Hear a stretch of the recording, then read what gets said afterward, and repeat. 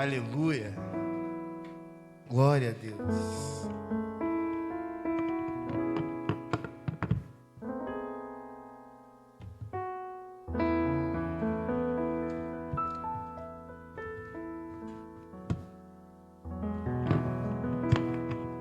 Os irmãos podem se assentar.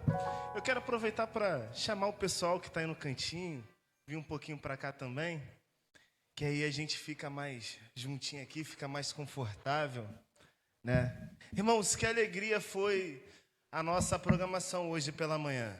Que coisa boa, que coisa maravilhosa.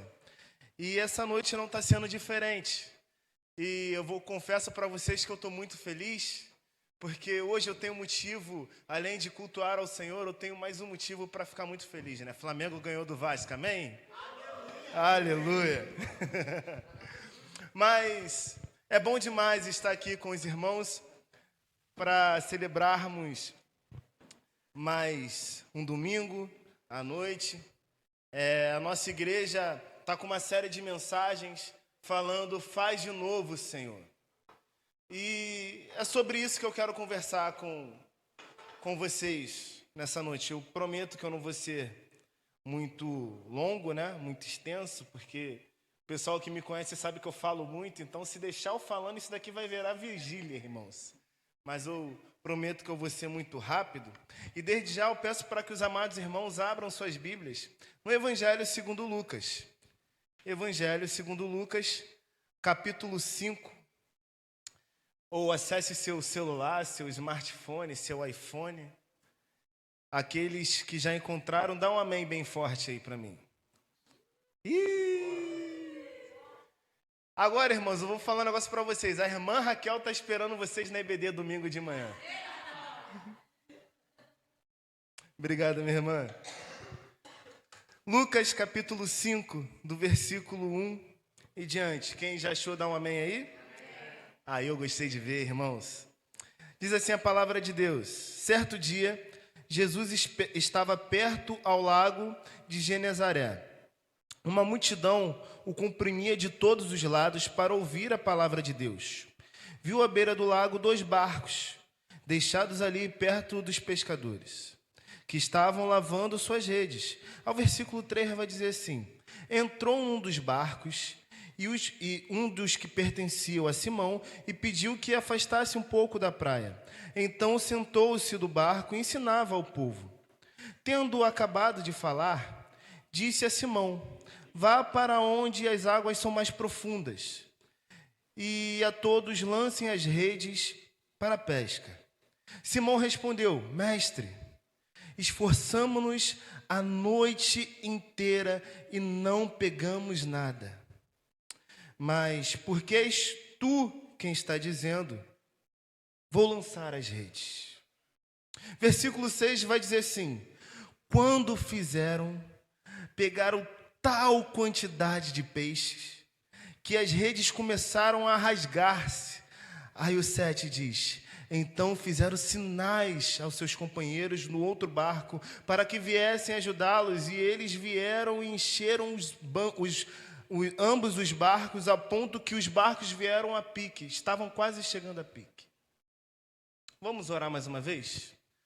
Soberano Deus, eterno Pai, graças te dou, Senhor, por tudo que o Senhor tem feito em nossas vidas. Eu te dou graças, Pai, por essa programação, pela programação da manhã, pela palavra da manhã que tanto impactou os nossos corações. Mas agora eu venho te pedir, Senhor, que o Senhor fale mais uma vez grandemente aos nossos corações e use-me, Senhor, para pregar a tua palavra. Em nome de Jesus. Amém. Irmãos, quem aí já viu The Chosen? Faz assim. Quem lembra dessa cena no The Chosen? É uma coisa que dá vontade de chorar, irmãos. Mas o que é interessante é que é só o Evangelho segundo Lucas que conta essa história, que conta a narrativa dessa forma. Porque se você for perceber, o Evangelho segundo Mateus, o Evangelho segundo Marcos e o Evangelho segundo João não conta. Os evangelhos sinóticos, eles são muito parecidos, né? Os evangelhos de Mateus, Marcos e Lucas são muito parecidos. Tem teólogos que vão dizer que foram extraídos de uma tal fonte Keller, ou outros vão dizer que foram extraídos do primeiro evangelho, que aparece ser Marcos, mas o fato é que os evangelhos se parecem muito, as narrativas, as histórias. O evangelho de João, como ele é o evangelho mais tardio, ele conta as histórias de uma forma diferente. É contado as narrativas de Jesus, os sermões de Jesus, os milagres de Jesus de uma forma diferente. Mas, irmãos, o evangelho segundo Lucas, ele conta esse milagre, coisa que os outros evangelhos não contam. Isso que é interessante. E aí, pesquisando um pouquinho, você vai entender que o Evangelho de Lucas, ele é nada mais, nada menos que uma grande pesquisa ali que o Lucas fez. E o evangelista Lucas, como ele não era um dos discípulos que estavam ali junto com os apóstolos durante o momento em que Jesus esteve ali em Jerusalém, o texto vai dizer lá no início que Jesus ele fez uma pesquisa de testemunhas oculares. Então, eu fico imaginando aqui, conjecturando na minha mente, Lucas, ele pegando o evangelho de Marcos, aí pegou o evangelho de Mateus, falou, cara, tá faltando alguma coisa aqui. Deixa eu escrever aquele milagre que aquele camarada lá me contou que ele viu. E aí ele vai contar que Pedro estava ali no barco, Jesus ensinava o povo, Jesus pediu para que eles afastassem um pouco o barco, e aí dá para se entender, porque o vento batia, trazendo do mar para a areia, e ali a voz de Jesus conseguia chegar com mais facilidade àqueles que estavam ouvindo, aquela multidão que comprimia Jesus. Mas o fato é que, nos outros evangelhos, Jesus diz o seguinte para Pedro, vem, siga-me. E Pedro automaticamente abandona tudo e segue Jesus. No Evangelho de Lucas também acontece isso, mas acontece depois do milagre. Jesus, ele fala para Pedro jogar a rede novamente, depois de Pedro ficar pescando a noite toda. Virou a noite. Ele já estava cansado de tentar pescar e nada pescava. Fato é, meus amados irmãos, que quando Jesus fala, é para acontecer um milagre. E aí Jesus fala para Pedro se afastar e jogar a rede. Quando ele joga, é tanto peixe, mas tanto peixe, que eles mandam vir os outros homens dos outros barcos para ajudar. E ali, Pedro, na sequência do texto, ele viu que Jesus, ele estava diante de um homem, realmente o Cristo, um mestre, e ele pede para Jesus se afastar dele. Você vai ver lá no versículo 8, diz assim, quando Simão Pedro viu isso, prostou-se aos pés de Jesus e disse, afasta-te de mim, Senhor, porque eu sou um homem pecador. Irmãos, quando o evangelho entra no nosso coração, acontece uma transformação. Acontece uma mudança. Não existe evangelho sem transformação. Não existe evangelho sem essa mudança de vida. Eu me lembro, meus amados irmãos, que quando eu tive um encontro com Jesus, isso aconteceu comigo também. Eu me lembro que eu tinha um cabelo assim, estilo Neymar. Imagina eu aqui. Cabelo estilo Neymar. Me chamavam de pica-pau, irmãos. Porque eu tinha aquele topete, eu pintava de loiro. E eu me lembro, eu usava brinco, piercing. E eu me lembro que quando... Dançava, era dançarino. E eu me lembro que quando eu tive esse encontro com Jesus, eu resolvi abandonar isso. Não porque era algo errado ou porque Jesus não se agradava disso, mas algo aconteceu no meu coração que eu me olhava no espelho e eu falava, esse não sou eu. E foi uma mudança com o tempo que chegou um determinado momento que eu até quis mudar minhas roupas, meu estilo de se vestir, até que as pessoas olhassem para mim e falavam, cara, realmente você mudou. Porque o que eu queria de verdade era que as pessoas percebessem isso em mim. Olhando para o texto de Lucas, eu vejo algo parecido na vida de Pedro. Porque Pedro, ele tinha acabado de fazer provavelmente uma das suas maiores pescas. Pedro, provavelmente, ele tinha acabado de fazer uma pesca que, meus amados irmãos, ele não ia precisar mais pescar por uns 5 meses. Mas aí, Jesus chama ele. E ele decide abandonar tudo que tinha para seguir o Mestre. Posso te falar uma coisa? Meu irmão, quando o Evangelho, quando Jesus te chama, você não precisa de um plano B. Você não precisa de um pé de meia. Porque Ele disse que estaria conosco todos os dias até a consumação dos séculos. Ele é contigo, Ele te protege, Ele caminha contigo. Então não fica nessa daí de tentar elaborar uma coisa para guardar e depois ver como que vai ser lá na frente. Porque, deixa eu te falar uma coisa, se Ele te chama, é porque Ele quer fazer algo através da sua vida. Se Ele te chama, Ele quer fazer algo através de você. É possível ver isso através da vida de Pedro?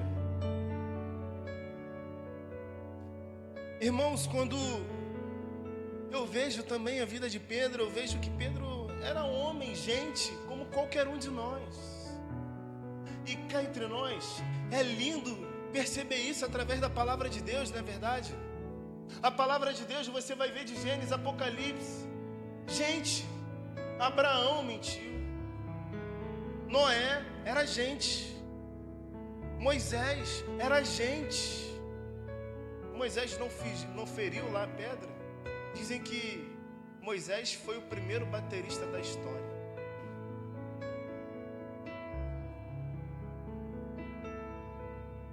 Davi, um homem segundo o coração de Deus, era gente, errou. Pedro negou Jesus 3 vezes, afundou, desacreditou. Eu quero ler um trecho de um livro que eu li há muito tempo. E sabe aquelas coisas que você lê e fica marcado? Cristianismo puro e simples de C.S. Lewis diz assim: um corpo vivo não é aquele que nunca se fere, mas aquele que é capaz de se curar a si mesmo até certo ponto. Semelhantemente, um cristão não é uma pessoa que nunca comete erros, mas uma pessoa que é capaz de se arrepender e dar a volta por cima. Quando eu olho a vida de Pedro, eu percebo isso. A grande questão, meus amados irmãos, é que nós, na maioria das vezes, a gente começa a colocar barreiras em nossas vidas, empecilhos em nossas vidas, para que a gente não consiga perceber que Deus é misericordioso. Eu falei aqui, terça-feira, que eu tenho um amigo e que ele é afastado do Evangelho, ele não se sente aceito à mesa pelos pecados que ele cometeu no passado. Hoje eu estava conversando com um rapaz no Instagram. Ele me mandou uma mensagem depois que ele viu uma foto com os amigos que são envolvidos com a JBC. E ele disse a mesma coisa: Luan, a vida que eu assumi hoje, eu acho que eu não sou aceito em igreja nenhuma. Eu virei para ele e falei assim: meu irmão, você é gente como eu. Jesus, ele não joga ninguém fora. Jesus não me jogou fora, também não vai te jogar. Falar de faz de novo, Senhor, é falar de recomeço. É olhar para um passado que existia uma história gigantesca e que aquilo construiu você e mostrou para você quem você é hoje. Aquilo não vai te ajudar, meus amados irmãos, a consertar o presente, mas vai te ajudar a moldar o futuro. Existem coisas que aconteceram no passado que te ajudam a olhar para o futuro e falar: opa, dessa vez eu vou fazer diferente. O cristão raiz, o cristão verdadeiro, aquele que caiu, escorregou, mas se arrependeu e deu a volta por cima. Conseguiu se levantar. Irmãos, Lamentações de Jeremias, capítulo 3, versículo 21, diz assim: todavia me lembro também do que pode me dar esperança, graças ao grande amor do Senhor, que é porque não somos consumidos, pois as suas misericórdias são inesgotáveis. Ao 23 diz: renovam-se cada dia pela manhã, grande é a tua fidelidade. Ao 24 completa: diga a mim mesmo, a minha porção é o Senhor, portanto nele porei minha esperança. Existe uma oportunidade cada dia para você se humilhar diante de Deus e conseguir recomeçar. Ele nos dá essa oportunidade. Ele nos dá essa chance. E aí, meus amados irmãos, olhando no decorrer da vida de Pedro, você vai perceber que Pedro, ele foi um homem que caminhou com Jesus, um homem que esteve com Jesus. Você vai perceber que existiam 3 amigos muito próximos de Jesus, dos discípulos, que era Pedro, Tiago e João. Repitam comigo, quero ver se vocês estão acordados mesmo. Pedro, Tiago e no barquinho, né? E aí, meus irmãos, você vai perceber que quando Jesus cura a filha de Jairo, quem está lá? Pedro, Tiago e João. Quando existe a transfiguração, quem está lá? Pedro, Tiago e João. Quando Jesus vai para o Getsêmani, quando ele leva os discípulos com ele para orar, quem está lá? Pedro, Tiago e João.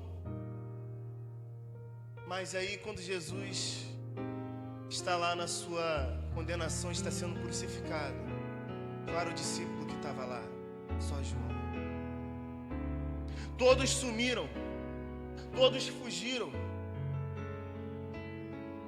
Jesus, ele era tão amoroso que quando ele sabia que os discípulos poderiam correr o risco de ser presos também com ele, ele pede para que eles comprassem uma espada. E Pedro, um homem carnal como eu e vocês, ele, quando o exército chega para pegar, quando os soldados chegam para pegar Jesus, Pedro vai lá e decipa a orelha do cara.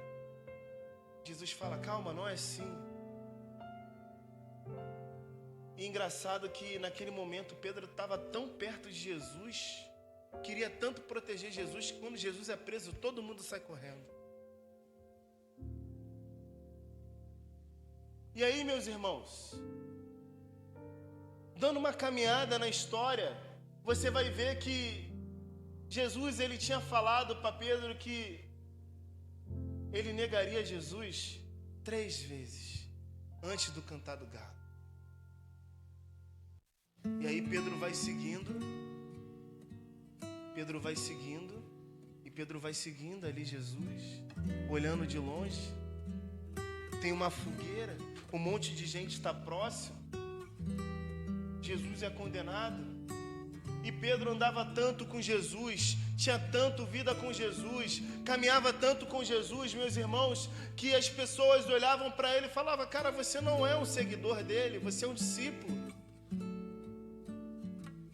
Fato é, meus amados irmãos, que alguém vira para ele e fala: vem cá, você não é um discípulo de Jesus? Pedro nega. Outra pessoa pergunta: você não é um discípulo de Jesus? Ele nega. Mais à frente, outra pessoa: olha, eu tenho certeza que eu vi você andando com Jesus. Ele negou de novo. O texto bíblico vai dizer que nesse momento Jesus olha para Pedro. Eu fico imaginando a mente de Jesus e Pedro ali, olhando aquele olhar, olho no olho. Jesus não precisou falar nada. Pedro entendeu. E automaticamente Pedro começou a chorar. Sabe o que é interessante, irmãos? Que Jesus, ele ali não quebrou a ponte. Ele não levantou uma barreira dizendo assim, ó, daqui você não pode ir mais. A nossa amizade foi rompida. Corta aqui que eu não sou mais seu amigo. Não, Jesus não fez nada disso. Sabe o que é mais interessante? Em umas parábolas de Jesus demonstra também esse amor misericordioso, compassivo. Quando o filho pródigo se afasta do pai, sai da casa do pai e Jesus conta que o pai o recebe de volta. Existe sempre uma oportunidade para se arrepender. Existe sempre uma oportunidade para voltar.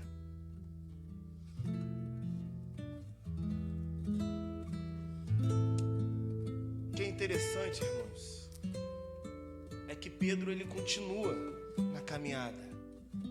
O texto vai dizer na sequência que quando Jesus é crucificado, os discípulos fogem, ficam dispersos.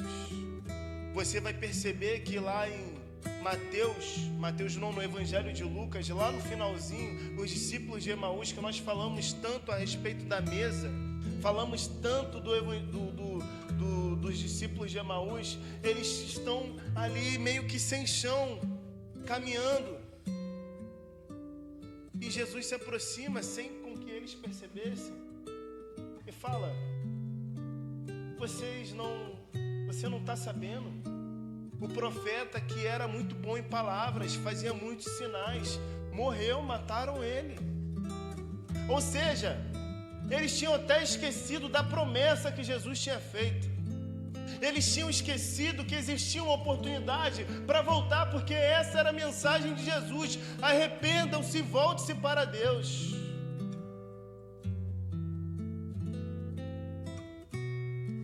Tinham esquecido.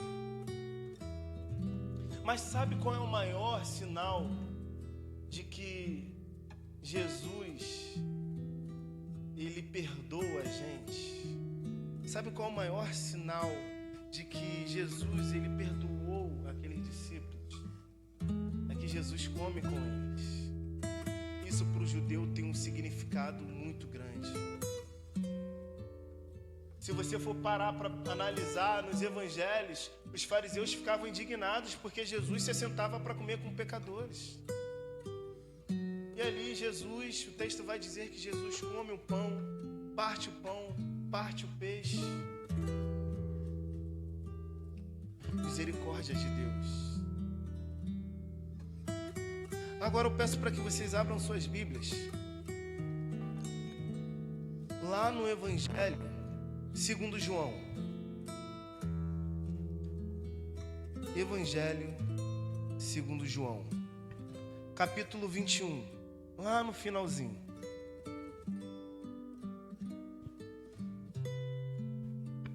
Olha que interessante.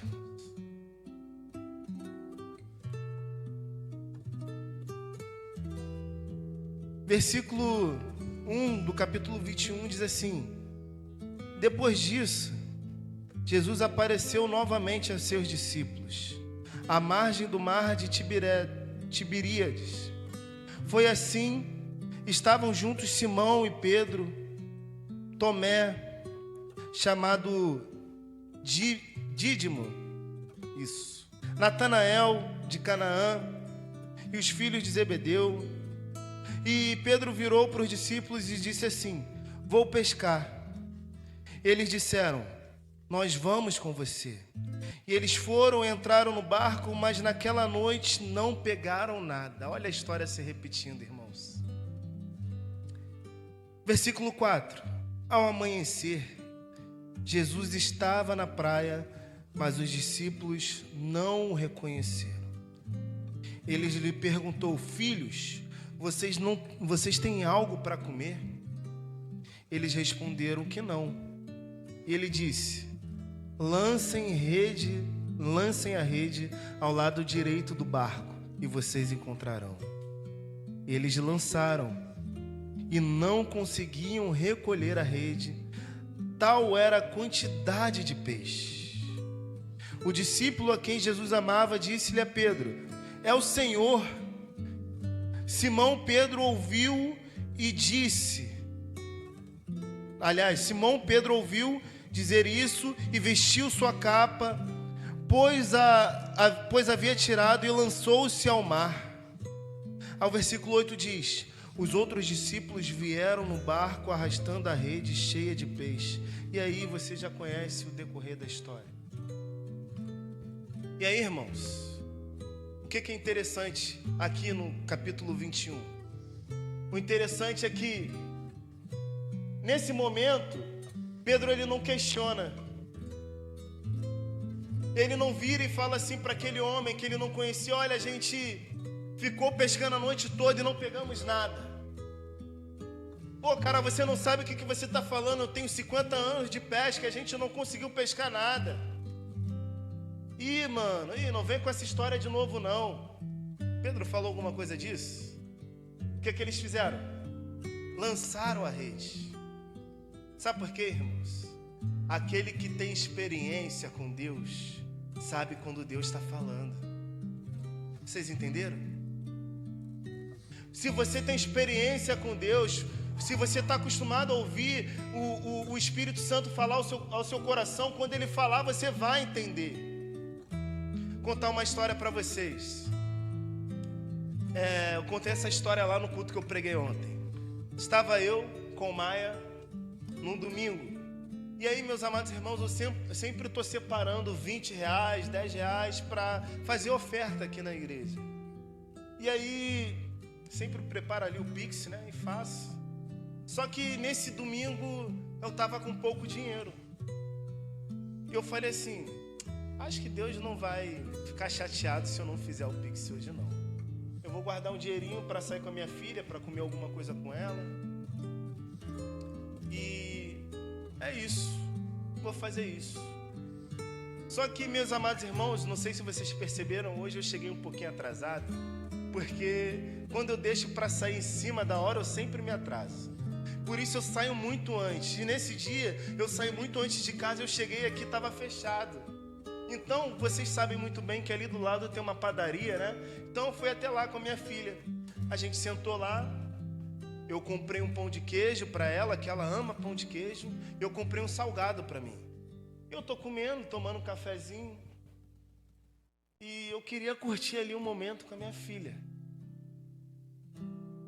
E aí, meus irmãos, se aproximou um casal da janela. Eles estavam muito sujos, fedendo até. Bateu na janela, falou, poxa, apontou pro salgado e fez assim na barriga. Aí eu já tinha falado com Deus, Deus, hoje eu não vou dar oferta não. Hoje eu não vou ofertar não.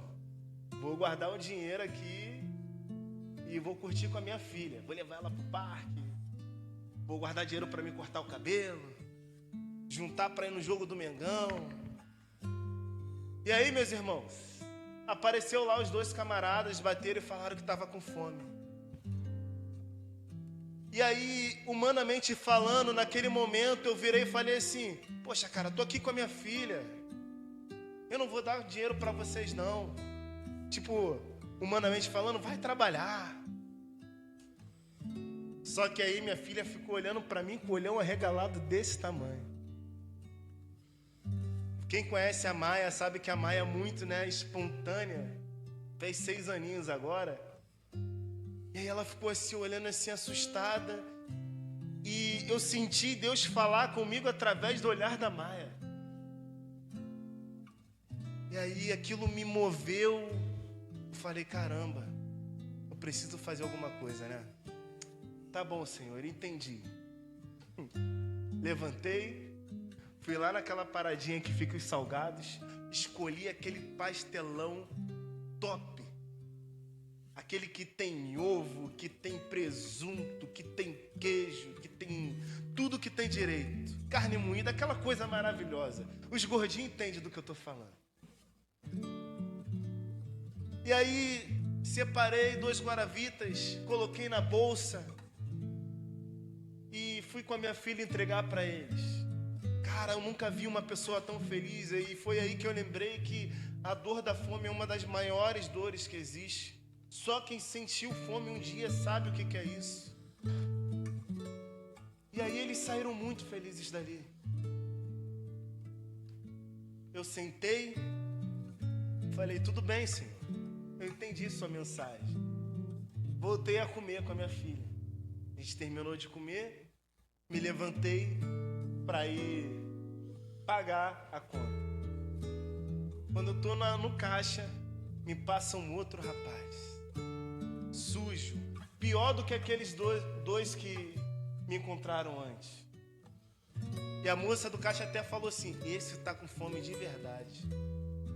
Aí eu olhei para aquele rapaz, olhei para o meu bolso, os últimos 20 reais que tinha, irmão. Eu falei,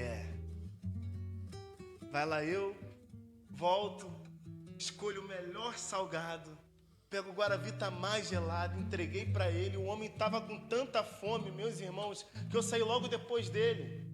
E de uma rua para outra, de um quarteirão para o outro, ele já tinha acabado de comer o salgado. E ali eu entendi que quem estava sendo abençoado não era eles, era eu, porque o Espírito Santo estava falando comigo. Eu lembrei do pastor Jean pregando aqui pela manhã, quando ele disse que a mãe dele ensinava que Jesus estava nas ruas. E ela falava aquele texto para ele, olha, se você me deu de beber quando eu estava com sede, me deu de comer quando eu sentia fome. E aquilo me mexeu, irmãos. Mexeu com todo o meu interior, com toda a minha estrutura. E eu entendi que era o Espírito Santo falando comigo. Porque às vezes a gente entra no automático. A gente está acostumado a vir para a igreja, a tocar, a pregar, ficar na recepção, recepcionar as pessoas.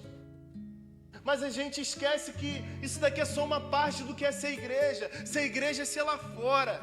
Compartilhar esperança, amor, boas novas.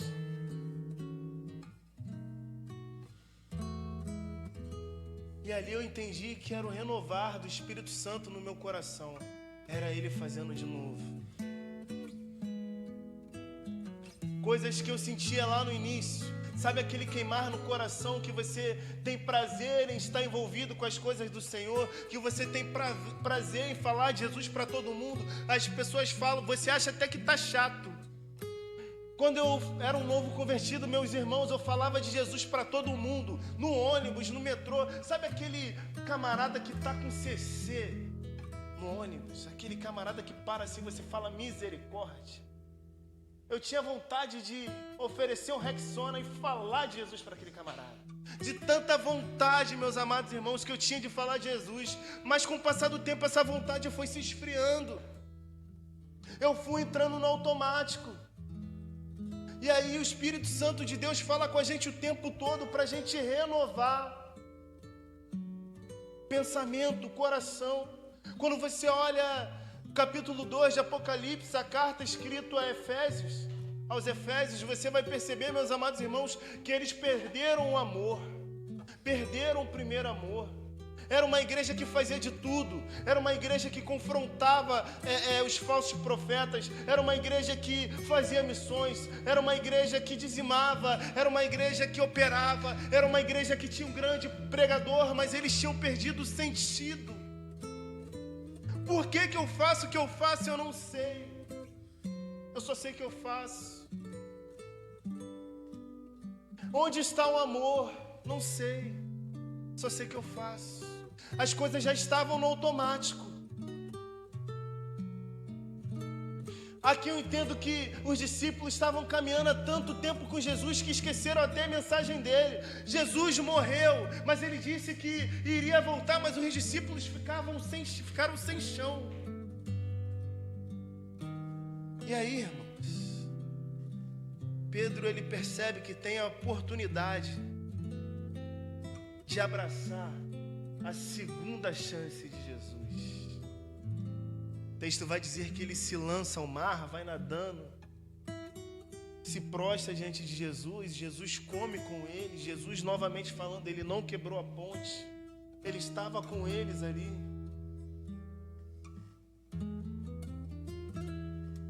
E aí vem um dos textos mais enigmáticos. Jesus vira para Pedro e fala, Pedro, tu me amas?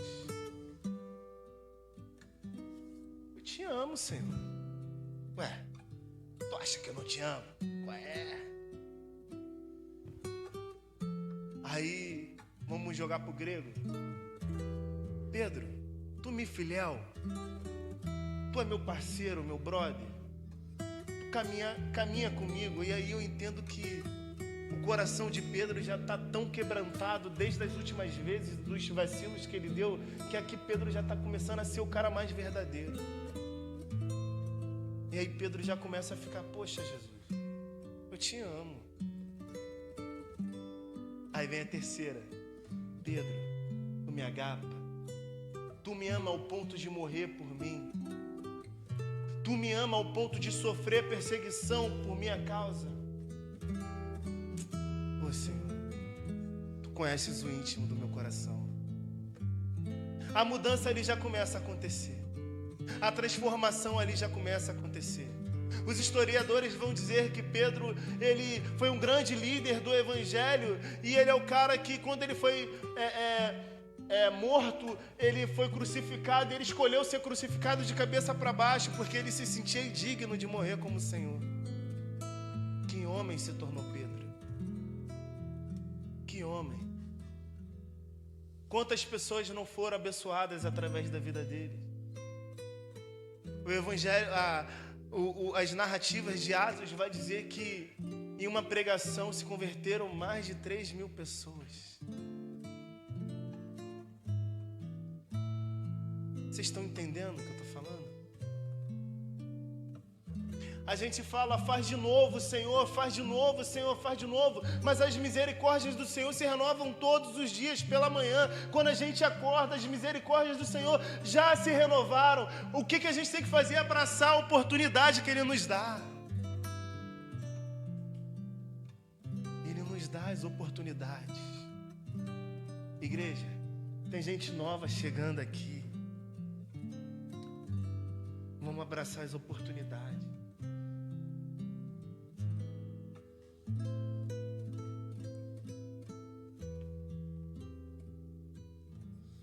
Eu acredito no evangelho de transformação.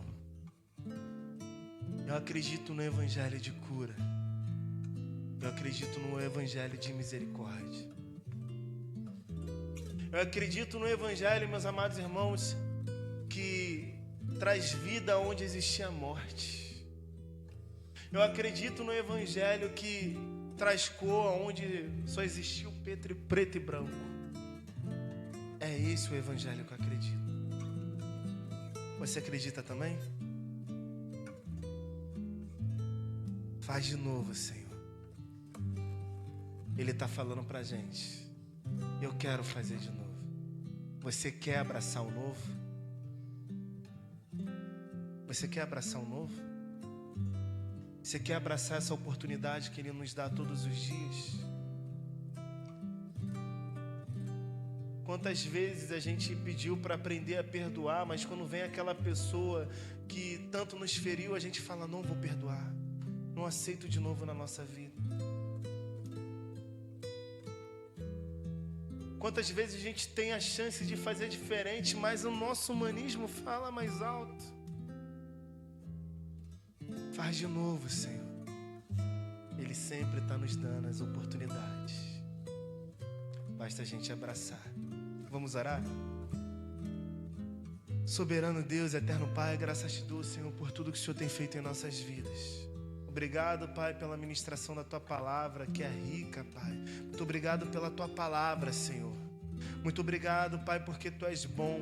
Muito obrigado, Pai, porque Tu és misericordioso. Muito obrigado, Pai, porque Tu nos lavaste com o Teu sangue, Pai. Mas agora eu venho te pedir, Senhor, para que o Senhor continue mostrando para nós as oportunidades, Senhor, de agarrar o novo, as novas chances, as novas oportunidades. Muito obrigado por tudo, Senhor. Em nome de Jesus. Amém. Vamos louvar ao Senhor?